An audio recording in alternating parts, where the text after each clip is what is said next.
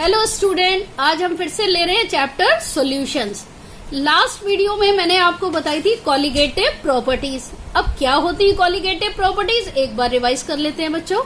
तो मैंने आपको बताया था colligative properties are those properties which depend upon the number of particles of solute. Colligative properties वो प्रॉपर्टीज होती हैं जो सॉल्यूट के पार्टिकल्स के नंबर पे डिपेंड करती हैं। इट मीन्स जब भी हम वो सॉल्यूट के पार्टिकल्स इंक्रीज या डिक्रीज करते हैं तो ये प्रॉपर्टीज की जो वैल्यू होती है वो भी इंक्रीज या डिक्रीज हो जाती है। और उसमें मैंने आपको बताया था कि पहली कौन थी, ऑस्मोटिक प्रेशर। दूसरी कौन सी थी, relative lowering in vapour pressure. Third one कौन सी है बच्चों, एलिवेशन इन बॉइलिंग पॉइंट। और फोर्थ वन है डिप्रेशन इन फ्रीजिंग पॉइंट। तो बच्चों आज हम स्टार्ट कर रहे हैं वेपर प्रेशर लेके, relative lowering in vapour pressure. उसको स्टार्ट करने से पहले मैं चाहती हूँ आप ये समझ लीजिए व्हाट इज वेपर प्रेशर। तो आप सभी को पता है बच्चों कि लिक्विड के जो मॉलिक्यूल्स होते हैं वो थोड़ी डिस्टेंस पे होते हैं। जब डिस्टेंस पे होते हैं तो उनमें जो इंटरमॉलिक्यूलर स्पेस होता है उससे क्या होता है, मॉलिक्यूल्स इधर उधर मूव करते हैं। और उनके मूवमेंट से क्या होता है, उन मॉलिक्यूल्स के पास होती है काइनेटिक एनर्जी। और बच्चों जब काइनेटिक एनर्जी जिन मॉलिक्यूल्स की बहुत हाई हो जाती है वो लिक्विड की सरफेस को छोड़ के क्या करते हैं, ऊपर एटमॉस्फेयर में निकल जाते हैं और उसे हम कहते हैं वेपर्स। पॉइंट क्लियर बेटा। अब बात करते हैं वेपर प्रेशर। तो बेटा लिक्विड की सरफेस छोड़ के जो मॉलिक्यूल्स वेपर फॉर्म में ऊपर चले जाते हैं वो क्या करते हैं, लिक्विड की सरफेस पर एक प्रेशर अप्लाई करते हैं और उसे कहते हैं वेपर प्रेशर। तो हम विद इन शॉर्ट कह सकते हैं pressure exerted by the vapours at the surface of the liquid, that is called vapour pressure. बच्चों यहां तक मेरे ख्याल से आपको क्लियर हो गया होगा। अब आगे हम टॉपिक लेने फैक्टर्स अफेक्टिंग वेपर प्रेशर। आखिर वो कौन कौन सी चीजें हैं बच्चों जिन पे वेपर प्रेशर डिपेंड करता है। तो फर्स्ट वन है बच्चों nature of liquid, second is temperature, third one is presence of non volatile solute. One by one हम लोग लेते हैं बच्चों। तो पहला है नेचर ऑफ लिक्विड। अब ध्यान से सुनिएगा मेरी बात बच्चों। लिक्विड के मॉलिक्यूल्स के बीच में अगर inter molecular force of attraction ज्यादा होगा तो ऑटोमेटिकली क्लियर है कि वेपर्स कम बनेंगे। अगर वेपर्स कम बनेंगे तो इट मीन्स वेपर प्रेशर भी कम होगा। और जब उनके वेपर्स कम बन रहे हैं तो इसका मतलब हाई टेम्परेचर देने पर ही वो बॉयल होंगे। तो ऐसे जो लिक्विड्स होते हैं जिनका नेचर है कि वो बहुत कम वेपराइज होते हैं उनका वेपर प्रेशर लो होता है और बॉइलिंग पॉइंट हाई होता है। फॉर एग्जाम्पल अगर हम पेट्रोल और डीजल को कंपेयर करें बच्चों तो पेट्रोल जो होता है उसका बॉइलिंग पॉइंट बहुत लो होता है क्योंकि वो हाईली वोलाटाइल होता है, यानी बहुत ज्यादा वेपराइज होता है। दूसरा ले रहे हैं बच्चों टेम्परेचर। टेम्परेचर इंक्रीज करने पर लिक्विड से वेपर्स ज्यादा बनेंगे। ऐसा क्यों होगा, क्योंकि टेम्परेचर आप बढ़ाओगे तो क्या होगा कि मॉलिक्यूल्स की जो वेलोसिटी है वो भी बढ़ जाएगी। वेलोसिटी बढ़ेगी तो काइनेटिक एनर्जी बढ़ेगी क्योंकि K इक्वल टू क्या होता है, हाफ mv²। अब जब काइनेटिक एनर्जी ज्यादा हो जाएगी तो क्या होगा, वेपर्स ज्यादा बनेंगे। जब वेपर्स ज्यादा बनेंगे तो वेपर प्रेशर भी इंक्रीज हो जाएगा। थर्ड वन ले रहे हैं बच्चों presence of non volatile solute. तो पहले मैं आपको बता देती हूँ नॉन वोलाटाइल सॉल्यूट क्या होते हैं। नॉन वोलाटाइल मीन्स जो कि इजिली वेपराइज नहीं होते हैं। ऐसे सॉल्यूट को जब आप मिला देते हो तो क्या होता है, सॉल्वेंट का जो वेपर प्रेशर होता है वो कंपैरेटिवली कम हो जाता है जब उसमें हम सॉल्यूट मिला देते हैं। ऐसा क्यों होता है इसको मैं क्लियर करती हूँ। देखिए मैंने एक कंटेनर लिया है जिसमें मैंने सॉल्वेंट लिया है, प्योर सॉल्वेंट बच्चों। ये सारे प्योर सॉल्वेंट के मॉलिक्यूल्स हैं और ये मैंने उसके ऊपर एक कवर या लिड लगा रखी है। जब धीरे धीरे इसके मॉलिक्यूल्स वेपराइज होते हैं तो क्या होते हैं, लिड पे टकराएंगे, कंडेंस होंगे, ठीक है, तो वापस क्या बनाते हैं, लिक्विड। एक स्टेज आती है जब वेपराइजेशन और कंडेंसेशन इक्वल हो जाता है। उस टाइम पर जितनी भी वेपर्स होते हैं जो इस सरफेस पे प्रेशर अप्लाई करते हैं that is called vapour pressure. अब रीजन मैंने आपको बता ही दिया है कि काइनेटिक एनर्जी ही सबसे बड़ा रीजन है। ये वाला फिगर देखिएगा, इसमें मैंने क्या लिया है, सॉल्यूशन। सॉल्यूशन कैसे लिया बच्चों, सॉल्वेंट में मैंने मिलाया नॉन वोलाटाइल सॉल्यूट। अब क्या होगा, जब नॉन वोलाटाइल सॉल्यूट मिलाएंगे तो जितने मॉलिक्यूल्स सॉल्वेंट के वेपराइज हो पा रहे थे अब वो कम हो पाएंगे, क्योंकि ये जो ये सरफेस है उसमें कुछ स्पेस किसने ऑक्यूपाई कर लिया, सॉल्यूट ने।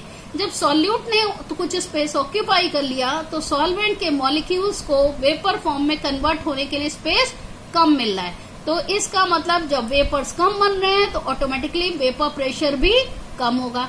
तो सॉल्यूशन का वेपर प्रेशर सॉल्वेंट के वेपर प्रेशर से हमेशा कम होता है। अब बच्चों हम ले रहे हैं relative lowering in vapour pressure क्या होता है। मैंने लिया, सपोज करा वेपर प्रेशर सॉल्वेंट का है P0, ठीक है बच्चों। नेक्स्ट वेपर प्रेशर अगर सॉल्यूशन का कब, जब हमने सॉल्यूट इंसर्ट कर दिया, हमने लिया है PS। Lowering in vapour pressure, आखिर कितनी कमी हो रही है वेपर प्रेशर में, that is P0 minus PS। अब लेते हैं relative lowering in vapour pressure, तो ये क्या होगा, P0 minus PS upon P0। P0 क्या बताया था मैंने, vapour pressure of solvent, PS vapour pressure of solution. तो जब आप इसको लेते हो तो ये कहलाता है relative lowering in vapour pressure. अब बच्चों हम स्टार्ट कर रहे हैं topic Raoult's law. Raoult's law actual में दो होते हैं बेटा। अगर हम दो वोलाटाइल लिक्विड ले लें तो उनके लिए राउल्ट लॉ, और एक हो सकता है जब हम सॉलिड लें कोई नॉन वोलाटाइल और उसको लिक्विड में डिसॉल्व कर दें तो मैंने पहले लिया है वोलाटाइल लिक्विड्स के लिए राउल्ट लॉ। तो विद इन शॉर्ट मैंने यहाँ लिखा है, आप इसको लैंग्वेज में कन्वर्ट कर सकते हैं बेटा। तो अकॉर्डिंग टू राउल्ट लॉ क्या है, अगर दो आपने वोलाटाइल लिक्विड्स मिक्स करे हैं तो वेपर प्रेशर ऑफ मिक्सचर क्या है, sum of partial pressures of liquid. अगर दो मिक्स किए थे लिक्विड, मान लीजिए A और B, तो वेपर प्रेशर मिक्सचर का क्या होगा, दोनों के A और B के पार्शियल प्रेशर के सम के इक्वल होगा। अब बात करते हैं पार्शियल प्रेशर क्या होता है, it is proportional to mole fraction. Mole fraction हम लोग पहले पढ़ ही चुके हैं बच्चों। तो मैंने क्या कंसीडर किया है कि मैंने दो लिक्विड मिलाए हैं A और B, माना वेपर प्रेशर लिक्विड A का क्या है PA, उसका मोल फ्रैक्शन क्या है XA। आपको याद है ना, मोल फ्रैक्शन को किससे डिनोट करते हैं, X से। और वेपर प्रेशर लिक्विड B का क्या है PB, मोल फ्रैक्शन ले लिया हमने XB। अब पार्शियल प्रेशर किसके प्रोपोर्शनल होता है, मोल फ्रैक्शन के। तो बेटा मैंने आपको पहले बताया था प्रोपोर्शनैलिटी साइन जब भी हटता है कांस्टेंट अप्लाई करते हैं। मैंने कांस्टेंट लिया है PA0। अब बात करते हैं ये PA0 है क्या, तो this is vapour pressure of pure solvent A। तो क्या हो गया, partial pressure of A, partial pressure of A, तो ये हो गया PA। अब हमने प्रोपोर्शनैलिटी साइन हटाया तो बच्चों क्या लगाया है, एक कांस्टेंट लगाया है PA0। अब बात करते हैं PA0 है क्या, तो this is vapour pressure of pure solvent A। अब इसी तरह partial pressure of B proportional होगा मोल फ्रैक्शन ऑफ B। अब इसमें भी प्रोपोर्शनैलिटी साइन हटा रहे हैं बच्चों, तो इसकी जगह भी मैंने कांस्टेंट अप्लाई किया है, कौन सा, PB0। अब PB0 क्या है, vapour pressure of pure solvent B। तो PB इक्वल टू हो गया PB0 XB। अब बच्चों हमें पार्शियल प्रेशर A का भी मिल चुका है और B का भी मिल चुका है। तो अब हम राउल्ट लॉ अप्लाई करते हैं। राउल्ट लॉ क्या था, vapour pressure of mixture equal to sum of partial pressure of the liquids PA और PB। तो ये हो गया PA प्लस PB। अब PA की वैल्यू रख दी PA0 XA, PB0 XB। तो total pressure of the mixture is equivalent to PA0 XA plus PB0 XB। बच्चों अब हम जो ले रहे हैं राउल्ट्स लॉ वो कौन सा ले रहे हैं, सॉलिड लिक्विड सॉल्यूशन के लिए। तो सॉलिड लिक्विड सॉल्यूशन कौन सा हुआ, ऐसा अगर हम कोई लिक्विड लें जिसमें हमने एक सॉलिड मिलाया है, वो कैसा है, नॉन वोलाटाइल। तो राउल्ट लॉ क्या कहता है इसके लिए, तो अकॉर्डिंग टू राउल्ट लॉ क्या है, relative lowering in vapour pressure is equal to mole fraction of solute. Mole fraction हम सॉल्यूट का पहले ही पढ़ चुके हैं, क्या था, small n upon small n plus capital N, ठीक है। और relative lowering in vapour pressure हमने अभी पढ़ा था P0 minus PS upon P0। तो जहाँ P0 क्या है, vapour pressure of solvent, PS क्या था, vapour pressure of solution, small n number of moles of solute, capital N number of moles of solvent. लेकिन बेटा अगर हम बहुत ही डाइल्यूटेड सॉल्यूशन ले लें तो हम क्या करते हैं, डिनोमिनेटर में जो स्मॉल n है उसको नेग्लेक्ट कर सकते हैं। क्यों? क्योंकि सॉल्वेंट के जो नंबर ऑफ मोल्स हैं उनके कंपेरेटिवली स्मॉल n की वैल्यू बहुत ही कम है। तो मैंने small n plus capital N को कंसीडर कर लिया कैपिटल N। तो फॉर्मूला क्या हो गया, P not minus P S upon P not equal to small n upon capital N। अब स्मॉल n और कैपिटल N की वैल्यू ना दी हो तो क्या करेंगे, हम निकाल सकते हैं W बाई M से। Small w weight of solute, small m molecular weight of solute, capital W weight of solvent, capital M molecular weight of solvent.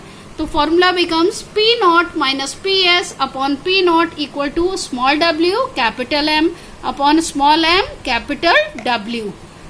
बच्चों अब मेरे को लगता है राउट्स लॉ आपको क्लियर हो गया होगा, बहुत ही इंपॉर्टेंट है, इस पे न्यूमेरिकल्स भी आ सकते हैं।